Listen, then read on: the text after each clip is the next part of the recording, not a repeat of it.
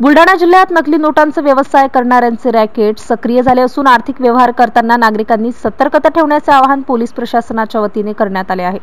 या संदर्भात प्राप्त माहितीनुसार जिल्ह्यातील मेहकर शहरात 25 जुलैच्या रात्री अग्रवाल वाईन शॉप येथे एक जण 5,000 रुपये घेऊन दारू घेण्यासाठी आला होता। वाईन शॉप मालकाला 500 रुपयाच्या नोटा पाहून थोडा संशय आल्याने त्यांनी त्या नोटा आपल्या मालकीच्या अग्रवाल पेट्रोल पंपावरील नोटा मोजण्याच्या मशीनमध्ये चेक केला असता त्या नोटा नकली असल्याचे समोर आले।